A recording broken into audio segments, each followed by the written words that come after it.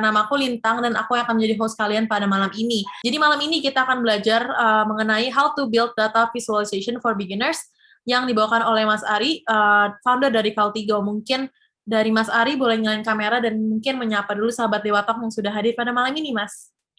So, welcome untuk data visualization for beginner. Jadi, mungkin sebelum ke sana, mungkin aku introduce dulu kali ya diriku. Jadi, aku tuh startingnya dari research assistant analyst, tapi kalau sekarang saya sebagai marketing data analyst di ULA, salah satu company yang memang bergerak di social e-commerce yang disupport fundingnya oleh Jeff Bezos-nya Amazon gitu.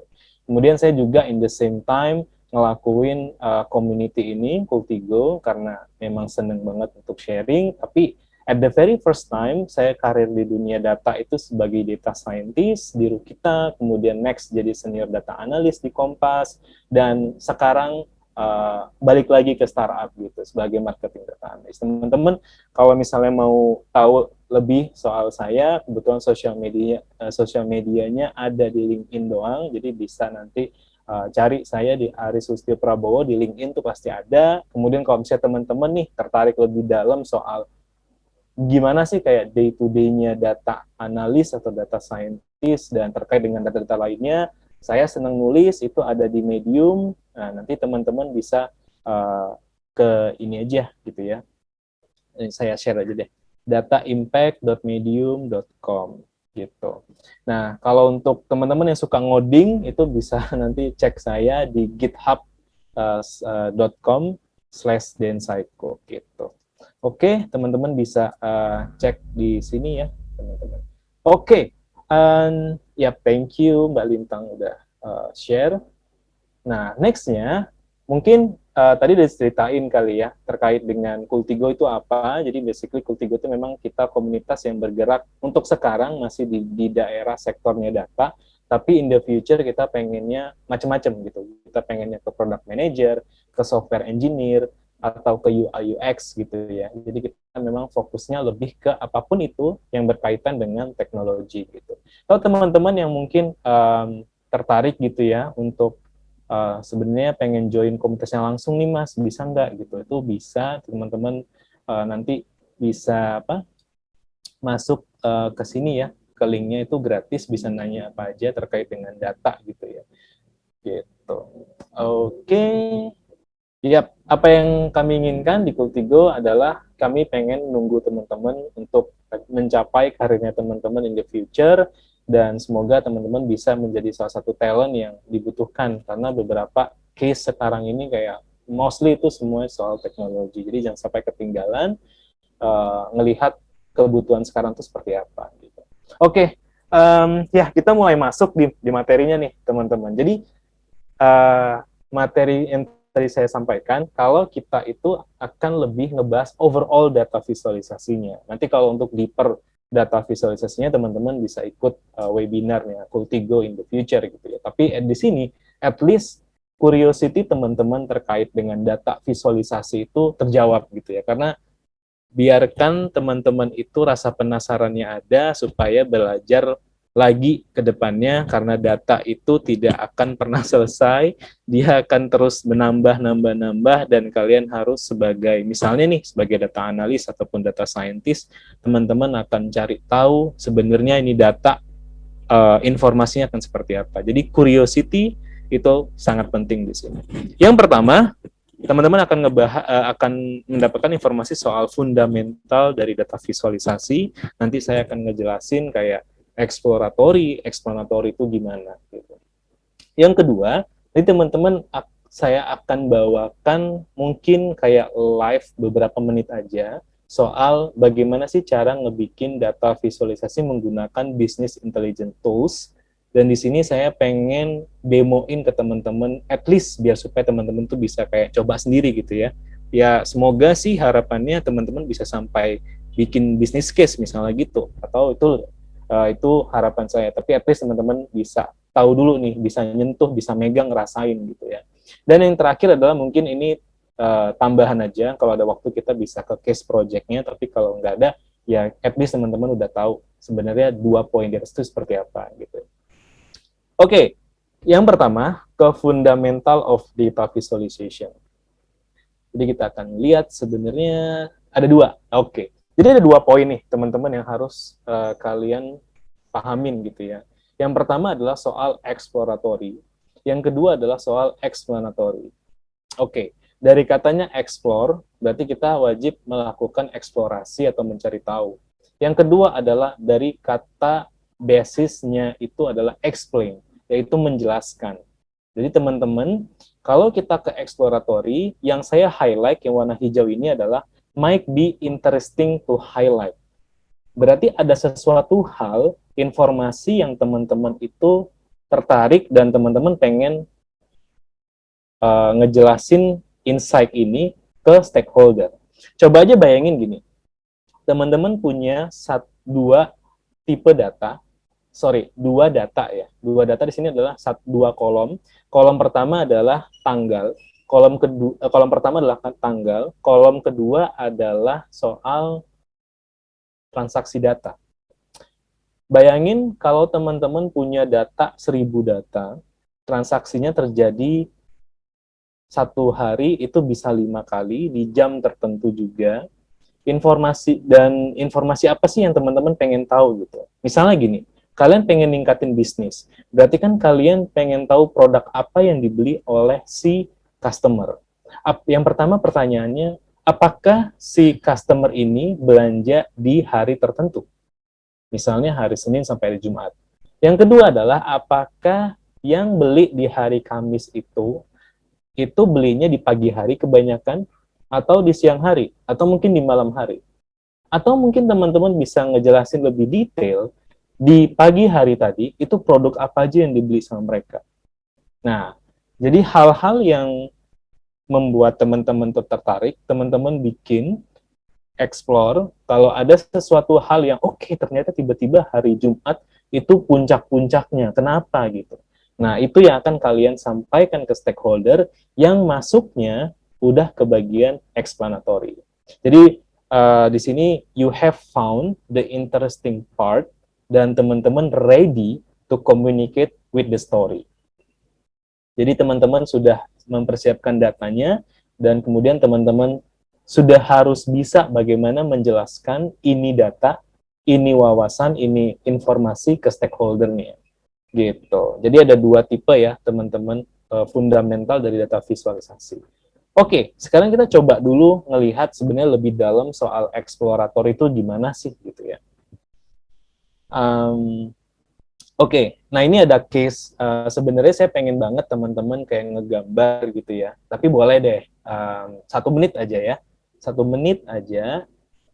Ini saya pengen teman-teman tuh ngegambar gitu, sebentar ya, saya siapin linknya dulu. Kalau teman-teman mau coba, boleh, ini 1 menit aja, biar supaya nggak terlalu lama. Jadi sebelum saya mulai, saya kasih tahu dulu nih case-nya. Ada tim sales, dia pengen tahu kayak top customer-nya itu yang selalu beli produknya kita itu gimana sih cara menyampaikan informasi dari data yang kayak gini gitu. Ini data anggaplah 1 juta data gitu ya. Atau nggak usah banyak-banyak lah, 1000 data. Nah, datanya ada di tahun 2014, 2015.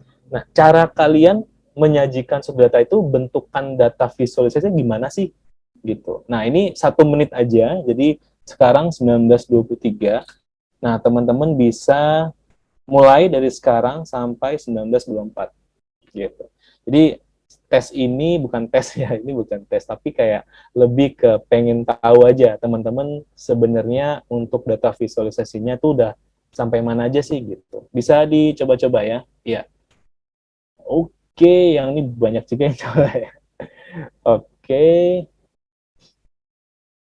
Ya, jangan berebut tempat yang lagi gambar ya, teman-teman, nanti nggak kebaca gitu.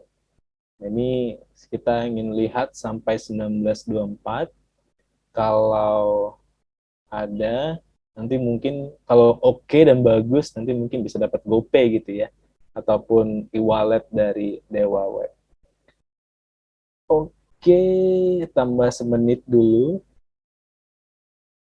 19.25 deh. Ini kok banyak banget nih kotak-kotak nih, apa ini maksudnya?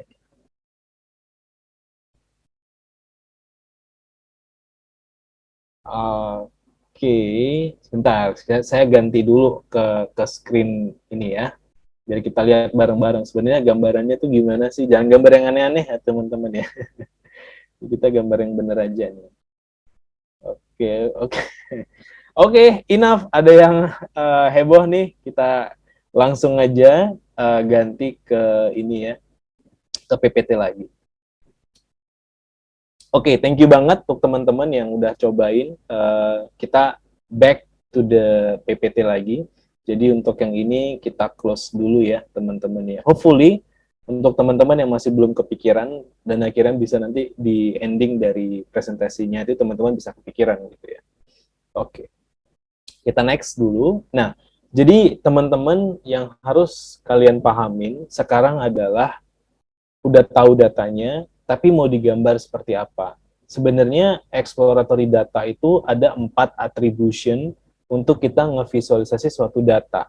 Yang pertama adalah di sini, saya coba sebentar ya, saya ambil ininya dulu ya. Nah, ini. Jadi yang ini comparison, ada relationship, ada composition, ada distribution. Yang harus teman-teman pahami di sini adalah keempat ini itu menggambarkan apa. Kalian bisa lihat comparison itu tuh kita bisa memainkan over time, berarti soal waktu gitu ya. Kemudian teman-teman juga bisa lihat nih composition, change over time. Jadi kayak composition dibagi dua lagi, ada yang static over time, ada yang change over time. Nah, kira-kira dari semua data visualisasi keempat tipe ini, yang mana sih yang cocok untuk data yang tadi gitu? Kalau kita lihat di sini, kita bisa memilih datanya, bentukannya yang comparison. Oke, comparison terhadap kayak misalnya tahun sekian, tahun 2014, 15, 16, 17, itu tuh sebenarnya peningkatan customer-nya yang mana? Gitu. Atau misalnya teman-teman bisa set juga customer yang seperti apa, yang banyak ordernya. Jadi customer 1, customer 2, customer 3 gitu ya. Itu kita bisa bandingin top 10 customer-nya dari penggunaan comparison gitu. Oke, ini teman-teman bisa capture dulu ininya, table ini. Nanti kita akan pakai lagi untuk the next presentation-nya. Oke? Nah, bentar, kita ganti lagi ininya. Oke. Ini masuk ke data exploratory ya. Jadi kalau misalnya teman-teman dikasih data berupa penjualan kopi dari 7 tahun terakhir. Kalau yang sebelah kiri atas, itu kita bandinginnya secara comparison. Nah, teman-teman bisa lihat di sini, ini bagian composition. Jadi teman-teman lihat nih bagian donut chart, yang sebelah kanan bawah, itu ada donut chart. Nah, itu tuh kita ngelihatnya seperti komposisi dari tiap-tiap kopinya. Nah, ini bentukannya kopi. Jadi komposisi tiap-tiap kopi itu kayak penjualan dari kopi A 33%, yang kedua kopi B, 3 kopi C, dan yang keempat kopi D. Nah, di sini kita tahu bahwa kopi A sama kopi B itu ngasih good performance of sales karena mereka masing-masing 33%. Nah, kemudian teman-teman sebagai seorang data talent misalnya ya, itu kalian harus cari tahu sebenarnya kopi A sama kopi B ini kenapa bisa tinggi gitu. Nah, baru masuk kalian bisa ngelihat lagi chart yang tadi, kalau kita bisa ngelihatnya menggunakan yang namanya apa? Di sini bisa ngasih idea nggak? Kira-kira kita akan pakai chart yang mana? Namanya comparison kah? Relationship kah? Composition kah? Atau distribution? Ayo, yang mana nih?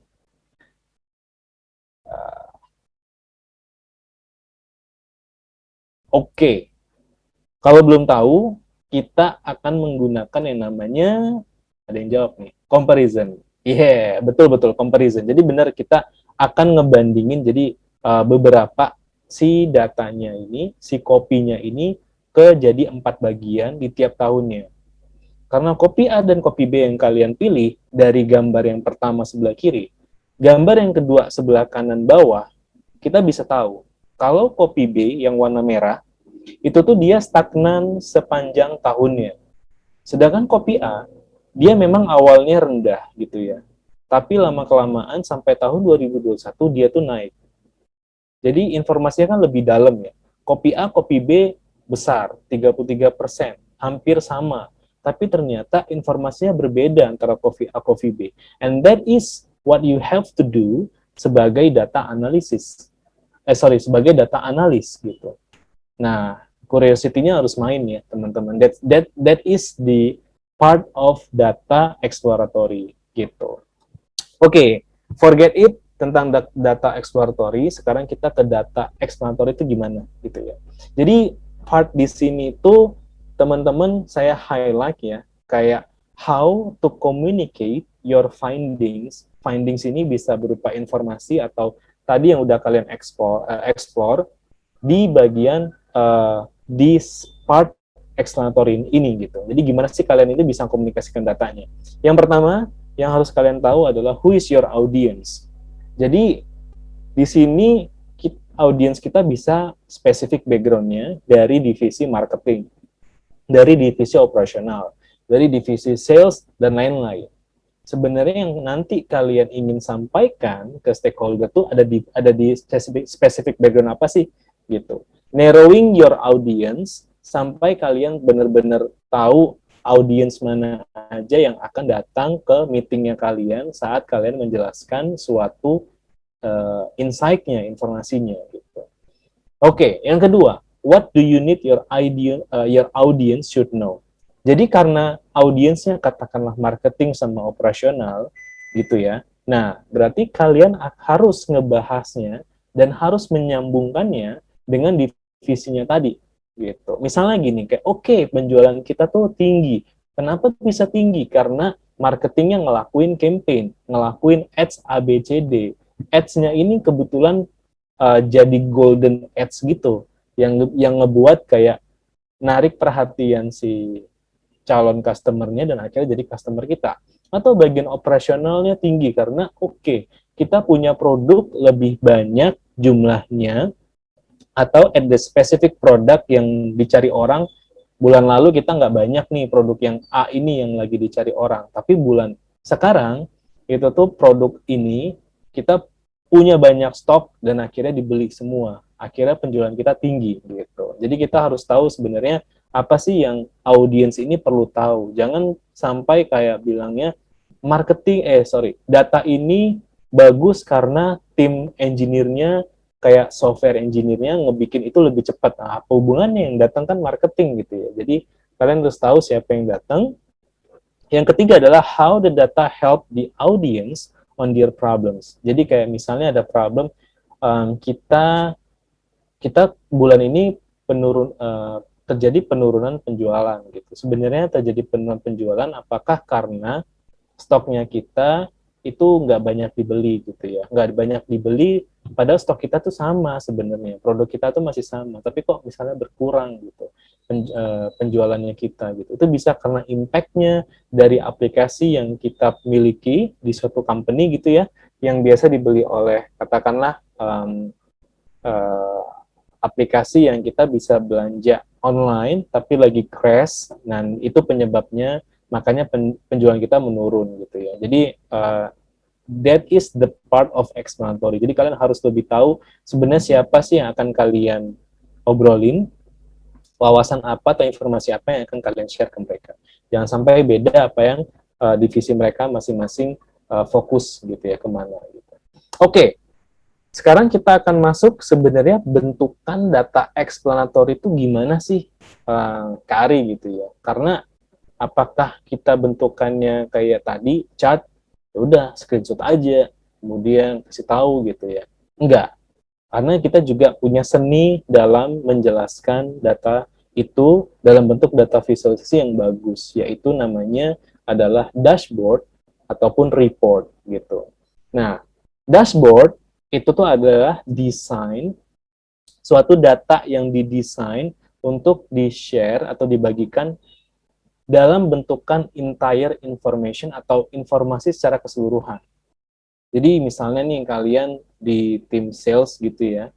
Nah, kalian pengen tahu overall company kalian itu tuh penjualannya gimana, salesnya naik atau turun, kita profitnya gimana, berapa banyak produk kita yang dibeli, kemudian profit rasio kita antara profit dibagi sama sales itu berapa, kemudian profit per order kita tuh gimana gitu. Dan kita bisa lihat detail informationnya dalam bentuk tabel, ataupun teman-teman bisa filter at the specific information, kayak misalnya di negara bagian mana atau di kota mana gitu, dengan segmen customer yang gimana gitu. Dan kalian bisa bantu juga si usernya atau stakeholdernya untuk mereka filter di tanggal berapa sampai tanggal berapa gitu. Jadi memang informasi ini namanya, kalau the whole information atau informasi secara keseluruhan, itu biasanya dibuat dalam bentuk kan dashboard. Oke.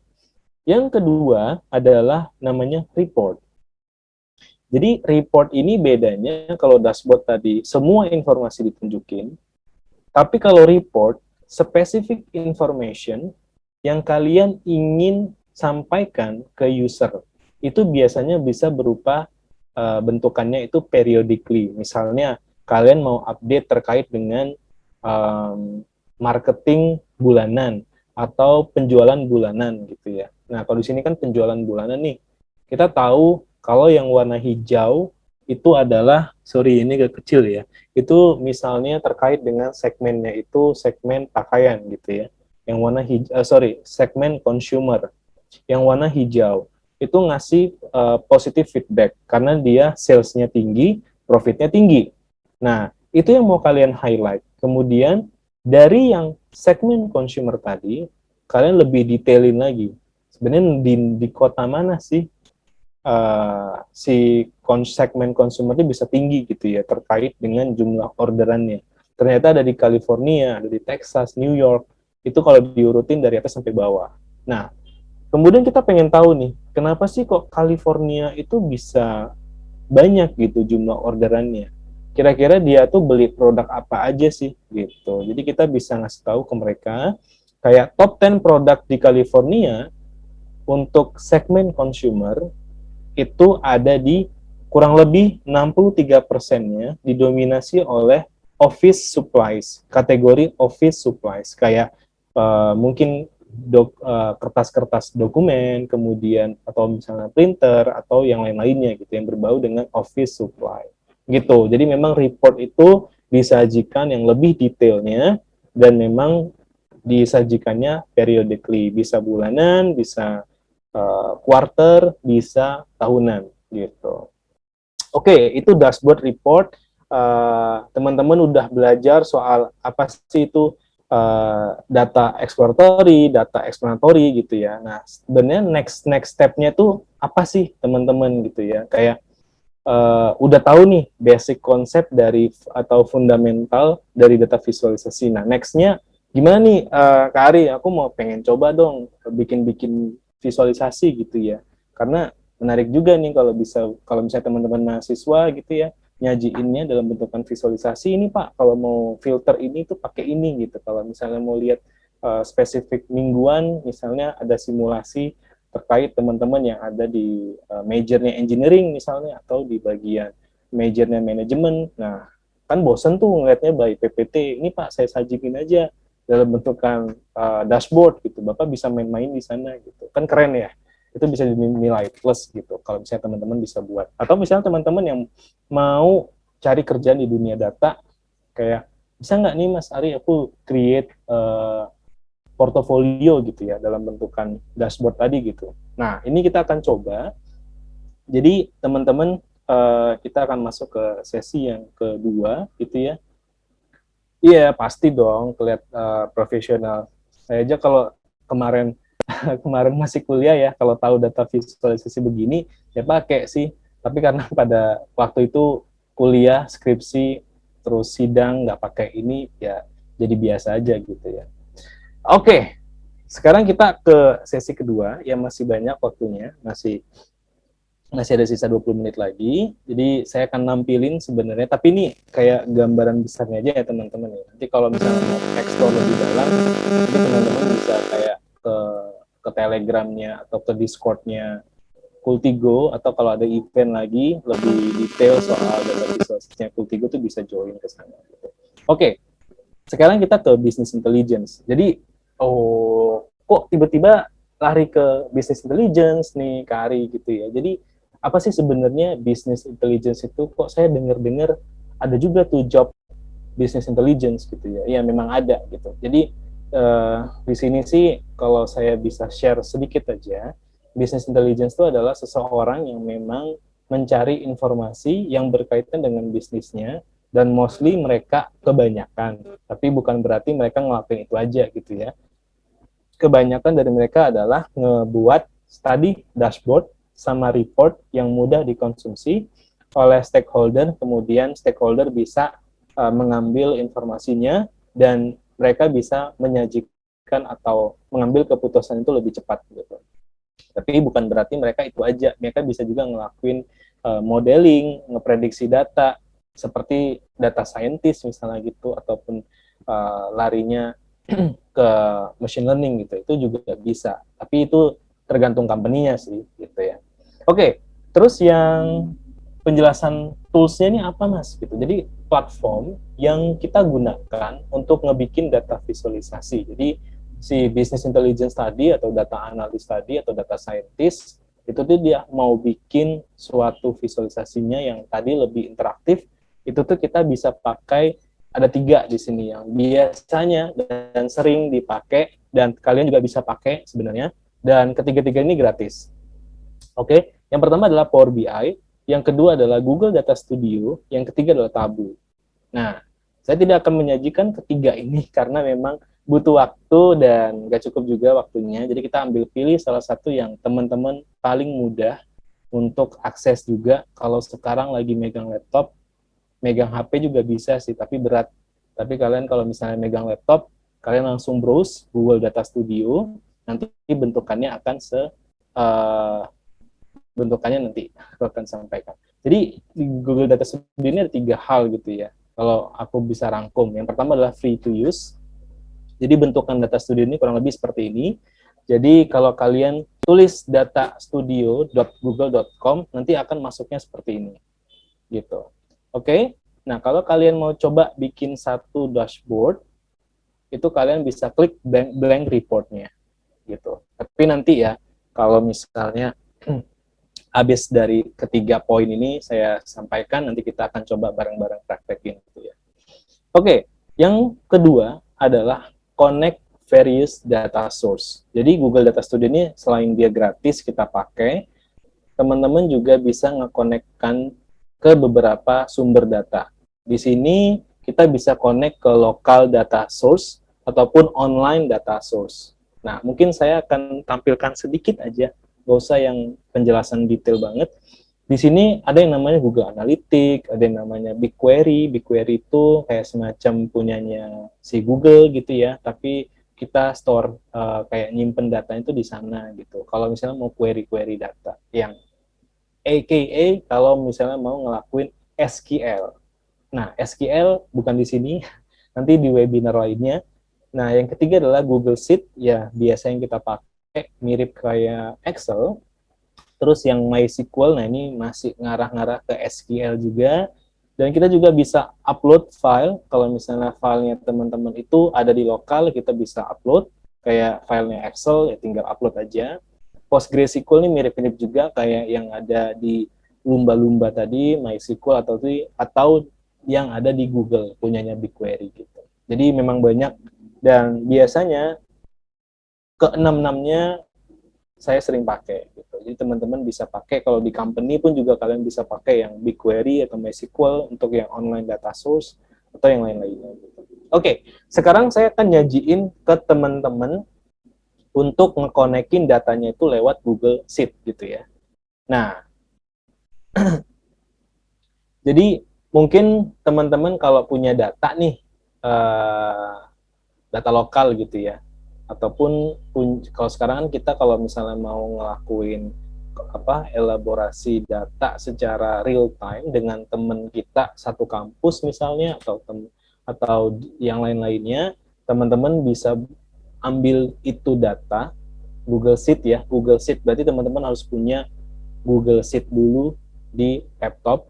Jadi buka aja Google Chrome, masuk ke Google Drive, kemudian create Google Sheet. Oke, yang pertama adalah, ya ini kalian bisa screenshot dulu. Kalau udah screenshot, nanti akan saya bawa ke real bentukan data studionya. Tapi screenshot dulu nih. Kalau udah, saya kasih waktu kurang lebih 5 detik. 1, 2, 3, 4, 5. Oke, kalau udah di screenshot, mari kita cek. Sebentar ya. Mari kita cek Google Data Studio itu seperti apa. Google Data Studio. Salah. Bentar ya. Google Data Studio, kemudian saya share yang ada di Google Chrome ini. Oke, nah udah kelihatan ya pastinya teman-teman di sini. Nah, oke, udah masuk. Kalau misalnya kita mau ke blank report, jadi tadi yang saya bilang, kalian bisa klik blank reportnya, jadi kalian akan masuk ke bagian sini. Nah, nanti bentukannya seperti ini nih. Kelihatan kan ya? Semoga kelihatan nih, takutnya nggak kelihatan. Oke, nah kita pakai Google Sheet biar lebih mudah. Atau teman-teman kalau mau pakai file upload boleh, tapi di sini file uploadnya connect to CSV file. Jadi kalau connect-nya .xls nggak bisa teman-teman. Mungkin bisa sih, tapi saya jarang sih pakai XLS atau Excel format. Tadi bisa disiapin CSV-nya dulu. Oke, kemudian kita ke Google Sheet. Nah, kebetulan di sini saya pakai data apa ya? Ya, kalau teman-teman punya spreadsheet, nanti akan ditampilkan di sini. Saya coba ambil OLX data. Spreadsheet itu satu spreadsheet, jadi kayak satu window spreadsheet. Nanti kan di Excel itu kalau teman-teman bisa lihat tuh ada sheet 1, sheet 2, sheet 3, sheet 4 gitu ya. Nah, ini kita ambil sebentar, saya ingat-ingat dulu nih. Listing table, kayaknya listing table. Nah, sheet-nya itu diambil yang mana? Saya ambil listing table, ini biarin centang aja, kemudian kita add. Oke, ini OLX data. Nah, teman-teman akan melihat nih, oke, bentukannya seperti ini, gitu ya. Oh iya, liatin dulu aja nggak apa-apa. Ini kita di record kok. Oke, nah dari sini kan kita udah punya nih datanya ya. Coba ya, saya tampilin semua datanya dalam satu tabel ini.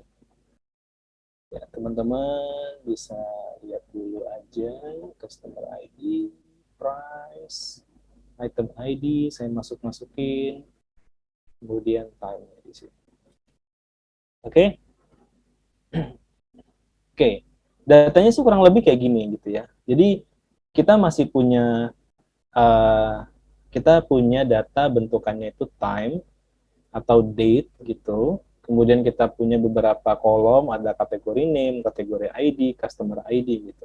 Selanjutnya adalah informasi apa sih yang mau kita tampilin gitu ya. Misalnya, oh ya kalau kalian mau bikin visualisasi tuh kita ke bagian add a chart ya.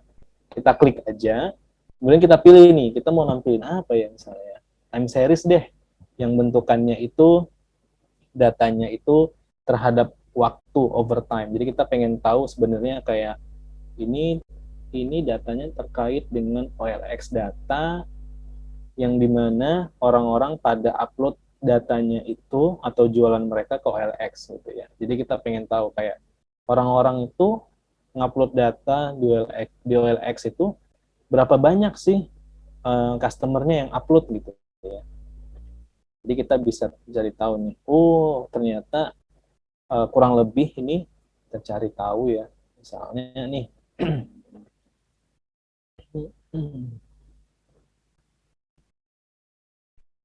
sebentar ini,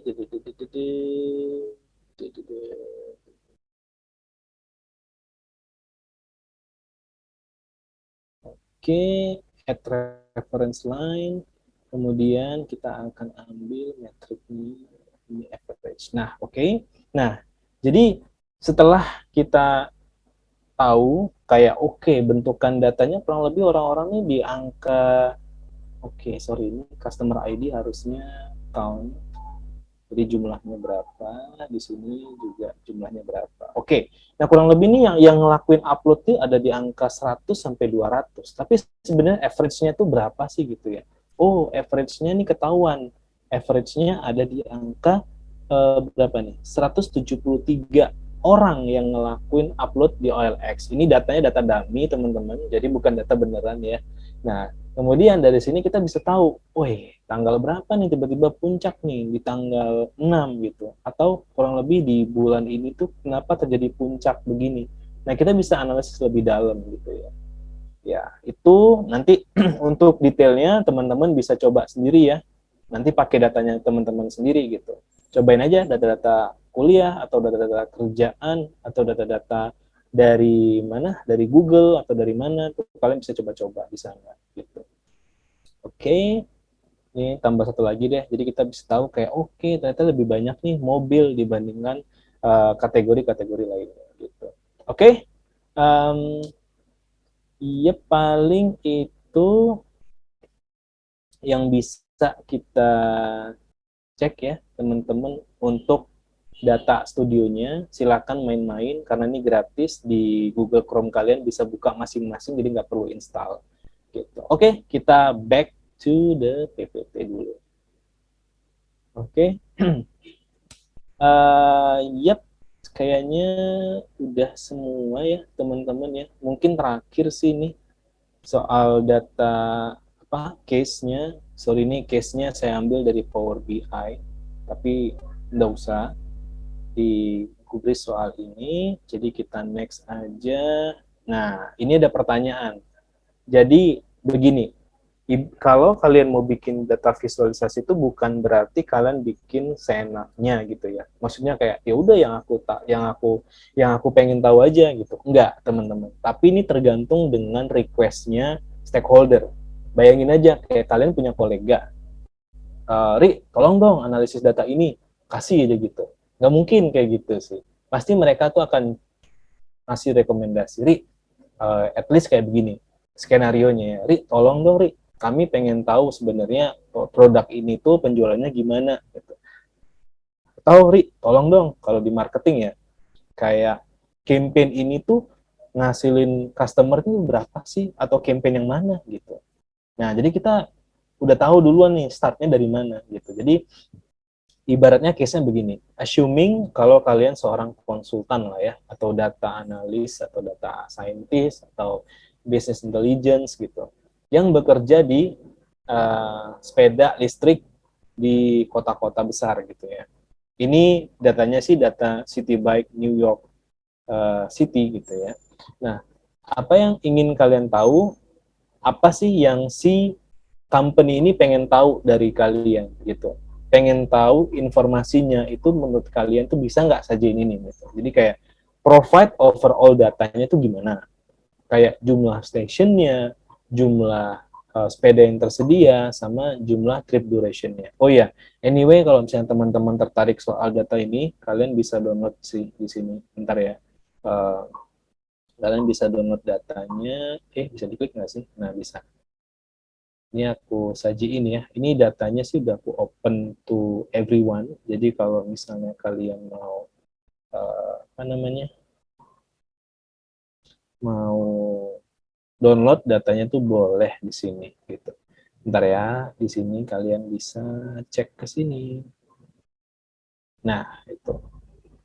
Oke. Bentar ini masih ke share kan ya.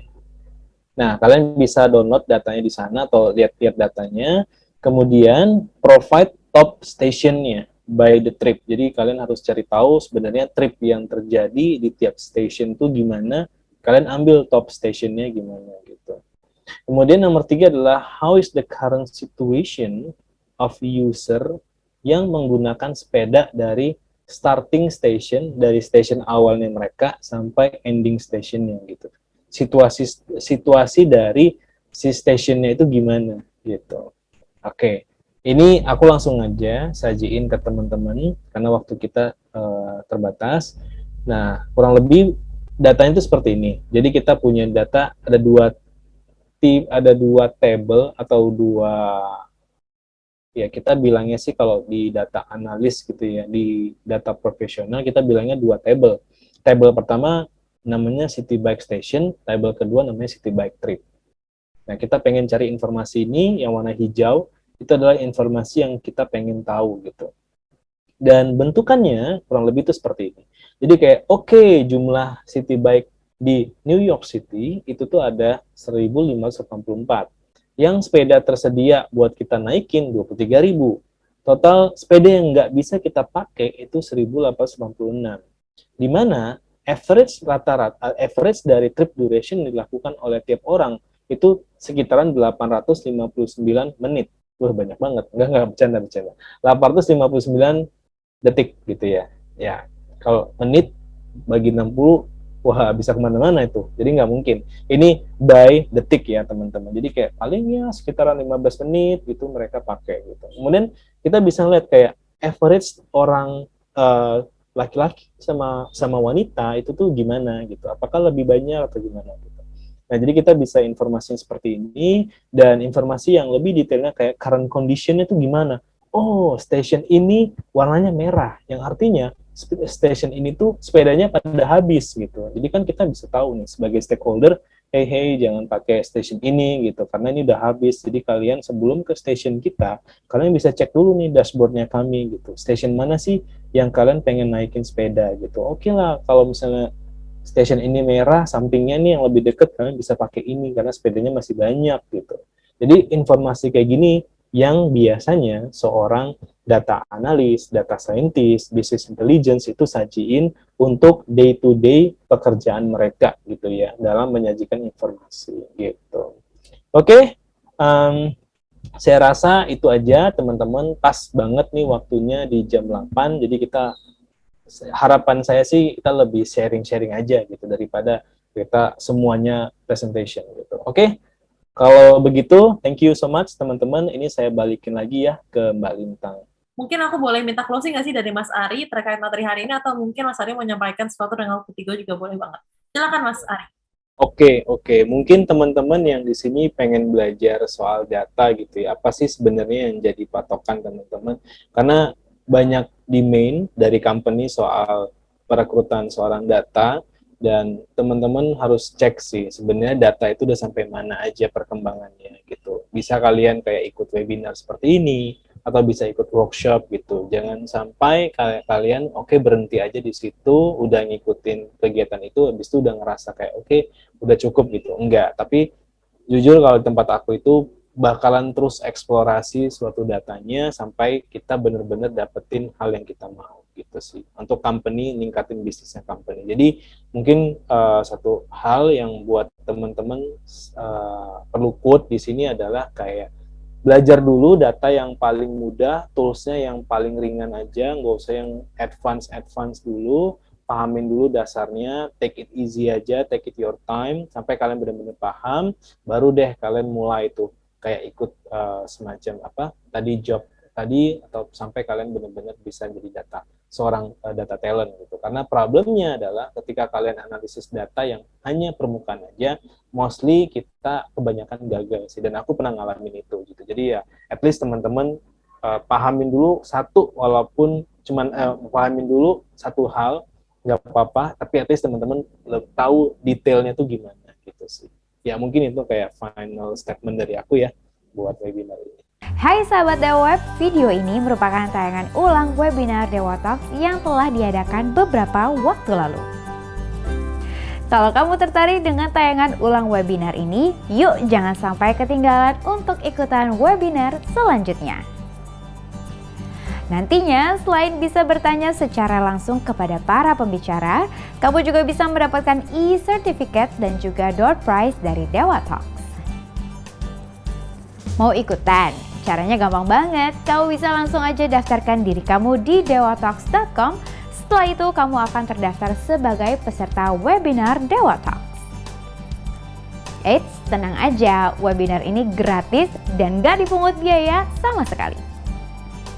Tunggu apa lagi? Yuk, jangan sampai ketinggalan dan aku tunggu kamu di webinar Dewa Talks selanjutnya. Cari hosting yang aman